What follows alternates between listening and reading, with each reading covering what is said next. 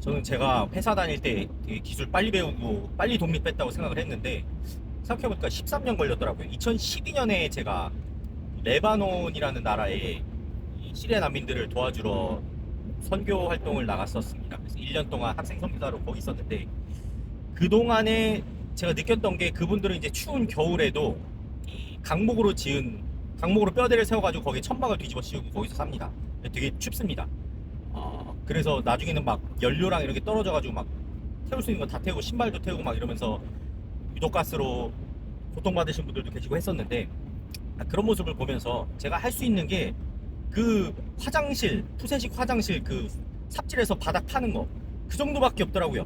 그래가지고 이게 참 도와주고 싶은데 마음만으로 안 되는 게 많구나라는 거를 좀 깨달았습니다. 그러고 나서 돌아와서 감사하게도 자원봉사로 또 이 시설 관리 같은 걸 하면서 여러 가지 공사, 뭐 데크 파고라 이런 것들을 막 만들어 보면서 좀 이쪽에 입문을 했습니다. 그러고 있는데 결혼하기 직전에 마침 어떤 아시는 그 같은 교회 다니시는 목수분께서 이 손을 다치시는 바람에 저를 불러주셔가지고 처음 뵀는데 감사하게도 저를 불러주셔가지고 제가 거기서 2년 동안 이 프레이밍 일을 했었죠. 목조주택. 한국에 목조주택이 요새는 좀 많지만은 그 당시에 별로 없었는데 흔하지 않은 기회를 참 받았던 것 같습니다. 그 당시 2014년 그랬었죠.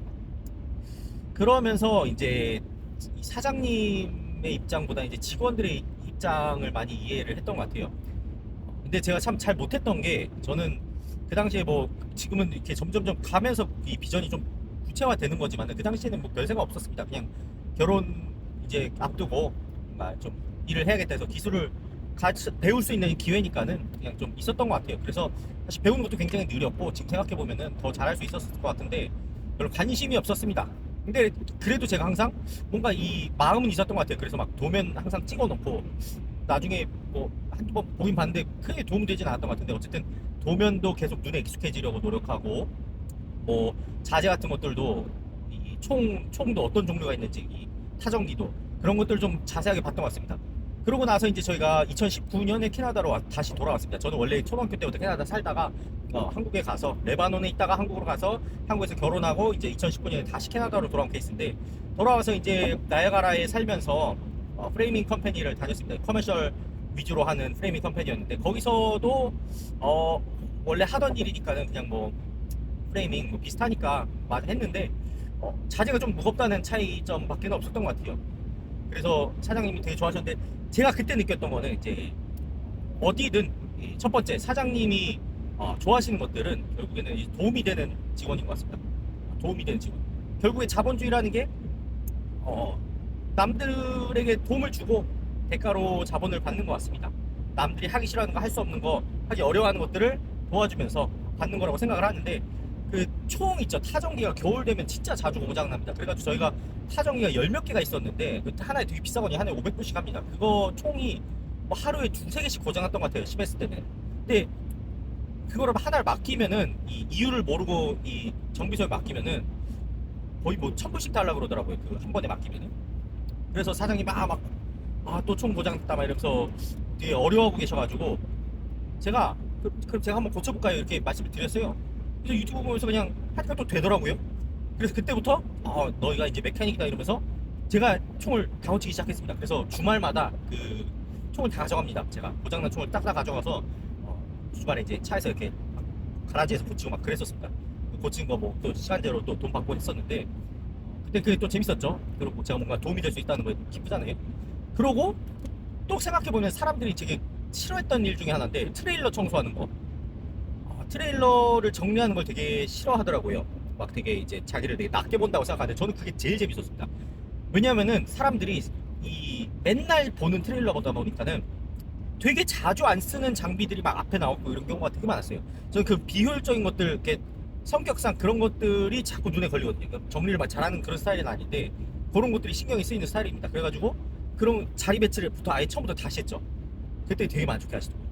그런 것들을 보면서 좀 자재 관리하는 법, 툴 관리하는 법, 또 이런 시스템 돌리는 법들 이런 것들을 많이 배웠던 것 같습니다. 프레임 컴퍼니 다니면서. 그러면서 이제 뭐 블랙잭 다닐 때는 세일즈를 좀 배웠죠. 그때는 그 세일즈맨이 한번 저희 현장에 왔었어요. 저 여기 일하고 있는데. 근데 현장이 준비가 안 됐는데 세일즈맨이 온 거예요. 저 그게 너무 아쉽더라고요. 이 언급을 한 번만이라도 해줬으면은 세일즈맨이든 뭐 사장이든 언급을 저희한테 한 번 해줬으면은 세일즈 그 손님이 와서 그 현장을 볼 수 있게끔 준비를 쫙 해줬을 것 같아요. 아무 언급도 없이 그 와버리니까는 그 손님 표정 굳는 게 막 보이더라고요. 당연히 중간 과정에서는 오해들이 생길 수 있습니다. 근데 살짝만 이 준비시켜 놓고 이제 프레젠테이션을 하면은 훨씬 나았을 텐데 그런 부분들이 좀 아쉽더라고요. 그래서 그때부터 제가 이 세일즈를 뭐 하기를 시작을 했고요. 좀 주인의식 같은 게 좀 있습니다. 그래가지고 저는 만약에 그 회사에서 회사가 이제 뭐 이렇게 난리가 나지 않았더라면은 거기서 이제 여러 가지 사고들로 그때 현장이 너무 많았어요. 3, 40개를 한 번에 돌리고 있었기 때문에 프로젝트 매니저 겨우 3명이고 직원도 그때 막 일주일에 막 15명씩 고용하고 그랬습니다. 근데 막 많은 사람들은 그렇게 고용을 하니까 퀄리티 컨트롤이 안 됩니다. 매니지도 안 되고 또 매니징 프로그램도 맨날 바꾸고 이러면서 아주 문제가 많았습니다. 그런 것들 보면서 저 좀 많이 배웠던 것 같고요. 마지막으로 이제 서비스 마스터라는 회사에서 이제 레스토레이션을 배웠는데 그때 이제 마감 공정법들을 많이 배웠었죠. 근데 저는 좀 회사 다니면서 회사가 뭔가 약속을 지켰더라면 뭔가 없어지지 않았더라면 이랬으면 저는 차라리 쭉 남아 있었을 것 같습니다. 근데 저는 영향력을 원했기 때문에 어떤 제가 컨스트럭션을 결국 시작하기 계속 해야겠다 했던 이유는 그때 제가 봉사할 때 어떤 선교사분이 그런 말씀을 해주셨어요. 체첸의 내전이 끝났을 때도 다른 사람들은 못 들어갔는데 결국 건설업체들만 들어가더라고요. 레스토레이션 하려고 다시 리빌드 하려고. 한국도 전쟁 끝나고 많은 건설업체들에서 와서 도와주고 막 그러지 않았습니까? 그런 것처럼 이 기술을 계속 너가 배웠으면 좋겠다라는 말씀을 하시더라고요. 근데 제가 가고 싶었던 곳들이 거의 다 전쟁 지역, 그래서 뭐 못 들어가는 지역, 창의적으로 접근해야 되는 그런 지역들이었습니다. 그래가지고 이거다 싶어서 저는 이제 여기 들어간 거기 때문에 충분히 그런 영향력을 돈도 돈이지만은 이거 내가 아는 것도 많아야 되고 내가 이거를 뭔가 진행할 수 있는 정도의 지식과 경험과 능력 정도는 있어야 되겠다라는 생각이 있었기 때문에 회사를 옮겨 다니다가 결국에는 혼자서 시작할 수밖에 없었던 것 같습니다. 그 두 번째, 첫 번째는 이 도움이 되는 것, 두 번째는 뭐 당연히 자발적인 거겠죠. 자발적으로 도움이 돼도 시키는 것만 하는 사람이 있고 자발적으로 찾아서 하는 것이 있는 것 같습니다. 그것도 주인의식하고 좀 연결되는 것 같은데 필요가 계속 보여요. 그 다른 분들은 저한테 말렸어요. 사장님이 그 총 가지고 고민해서 총 고쳐볼래 막 이렇게 물어보고 다녔을 때 말렸어요.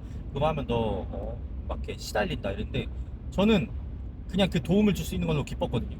그걸로 인해서 뭔가 제 스스로도 좀 자기 효용감이라 그러나요?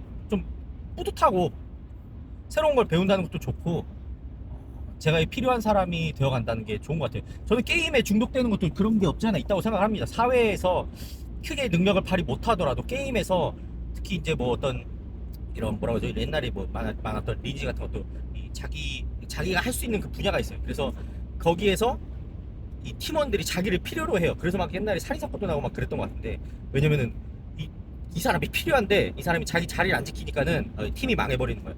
반대로 보면 나쁜 쪽으로 보면 그럴 수 있겠지만은 좋은 쪽으로 봤을 때는 그만큼 나를 찾아준 사람들이 있다는 거 그만큼 뿌듯한 게 없는 것 같습니다. 그래서 그런 도움이 되되 자발성이 부족하면은 충분히 능력이 돼도 좀 안타까운 부분이 없지 않아 있는 것 같습니다. 자발성과 이 도움이 되는 사람 그리고 이 모든 것들을 갖추기 위해서 빨리 배우는 사람이 되어야 하는 것 같습니다. 뭐든지 빨리 배울 수 있는 사람. 정말 점잖고 인성도 좋고 하신데 배우는 게 느리신 분들이 계세요. 그거는 제가 어떻게 해야 되는지 이게 제 트레이닝의 문제도 있겠지만은 네 그것도 맞습니다. 이 사장님들이 사실 뭐 그런 얘기 많잖아요. 이렇게 뭐 건설업체에 들어가가지고 일하다가 뭐 타일공 예를 들어서 뭐 한 5년은 해야 5년 동안 타일만 날아야 그때부터 뭐 기술 가르쳐준다 뭐 이런 얘기 있는데 저는 영향력을 위해서라면 돈 벌려면 뭐 그렇게 할 수도 있겠지만 영향력을 위해서라면은 사람을 빨리 세우는 게 맞다고 생각을 합니다.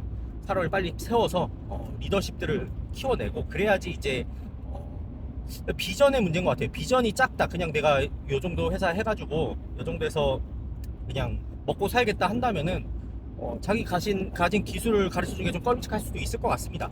근데 비즈니스 해보신 분들은 알겠지만은 단계마다 알아야 되는 것들이 달라요. 그리고 그 단계에 도달하기 전에 내가 뭘 모르는지도 잘 몰라요 사실. 그래서 그 단계에 도달할수록 이미 난 다른 걸 하고 있기 때문에 그 내가 하던 거를 맡아줄 수 있는 리더십을 빨리빨리 양육을 해야 되는 것 같습니다. 그래서 그런 사람들이 필요한 것 같고요. 그래서 직장을 구하시는 분들도 물론 그런 비전이 있는 회사를 찾는 게 중요하겠지만은 사장님 입장에서도 큰 비전을 갖는 게 직원들을 위해서도 본인의 인생을 위해서도 좋은 것 같습니다. 그런 의미에서 제가 봤을 때는 꿈이 없거나 뭘 해야 될지 잘 모르겠는 분들이 있다면은 이런 남들한테 도움을 주는 일을 하는 게 좋은 것 같습니다. 결국엔 자본주의도 남들한테 도움을 주는 건데 돈을 받느냐 안 받느냐의 차이뿐이니까 남들한테 도움을 주다 보면 내가 더 도와주고 싶은 부분들이 생기고 내가 더 도와주고 싶은 부분들에 내가 뭘 모르는지를 이제 깨닫게 되고 내가 이걸 하면 이걸 더 도와줄 수 있겠다 되면은 나중에 그거를 뭐 차지를 하면은 돈을 받으면서 도와주면서 그게 비즈니스가 되는 거라고 아직까지는 저는 생각을 합니다. 그렇기 때문에 혹시나 이제 뭐 꿈이 없다, 뭘 해야 될지 잘 모르겠다, 돈 드는 것도 아닌데 물론 비기표 이런 것도 있어야 되지만은 그런 거 다 펀드레이징 할 수 있습니다. 뭐 선교 활동이나 뭐 자원봉사 활동 가서 이 어려운 사람들 도와주다 보면은 생기는 것 같습니다. 괜히 시간 이상한데 허비하는 것보다는 그게 훨씬 낫지 않을까요? 그래서 세 가지 도움이 되는 사람이 돼야 되고 자발적인 사람이 돼야 되는데 자발적으로 도와주는 사람이 돼야 되는데 그게 되려면은 빨리 배우는 사람이 돼야 된다. 그래서 눈치도 빨리 배우고 기술도 빨리 배우고 사장님이 뭘 필요한지 빨리 배우는 게 좀 좋은 것 같습니다. 그래서 저는 회사 다니면서 사이드 잡 할 때가 제일 행복하고 제일 여유로웠던 것 같습니다. 회사 다닐 때 그 안정감과 사이드 잡하면서 그 뿌듯함과 이 추가 소득 이게 제일 좋았던 조합인 것 같아요. 근데 제가 원하는 이 비전을 이루기에 다른 회사에 소속돼서 그거 하기가 쉽지 않더라고요. 그래서 저는 차라리 저는 동네 분들 같은 비슷한 사이즈의 비즈니스들하고 아직까지는 별로 경쟁이라고 느껴지지 않습니다. 왜냐면 저는 목표가 그 정도 어떤 다른 나라에서 레스토레이션을 할 정도의 기업이 되려면은 여기 뭐 메테미 홈스나 엠파이어나 뭐 마운틴뷰 같은 큰 빌더 정도는 돼야 된다고, 그 정도의 경험 정도는 있어야 된다고 생각을 합니다. 그렇기 때문에 그거는 당연히 혼자서 못합니다. 정말 많은 사람들이 같이 이 팀이 되어서 해야 되는 거죠. 뭐 여러 분야에서.